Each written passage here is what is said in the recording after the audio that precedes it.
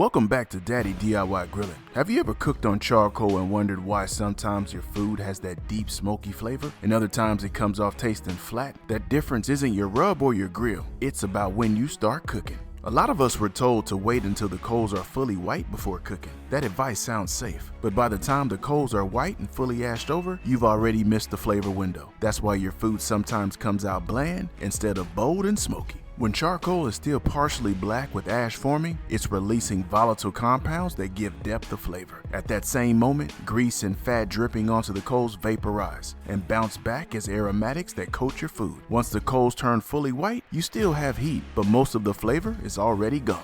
Lighter fluid makes this even worse. By the time the fluid burns off, your coals are already past the flavor window and all you've got left is heat. So lighter fluid doesn't just risk a chemical taste, it guarantees you miss the one moment when charcoal gives off its richest flavor. Here's what it looks like. Too soon and your coals are still black, weak, and generating a lot of dirty smoke. Too late and they're fully white with no flavor left. But right in the middle is the sweet spot, the flavor window, when you want to pour and start grilling. The fix is simple. Use a chimney starter, and here's how you know when the coals are in the flavor window. Look for a thin layer of ash starting to form on top, flames beginning to lick the edges, and a strong orange glow from below. And you should see a nice clean blue smoke instead of it being thick and white. When you see all these signs, that's when you know it's go time. So now you know the number one reason your charcoal flavor disappears. It's all about making sure you're taking full advantage of the flavor window. Be sure to check out our free starter grilling guides. They'll teach you solid fundamentals and get you connected to our grilling newsletter where we share tips every week. Be sure to hit that like button,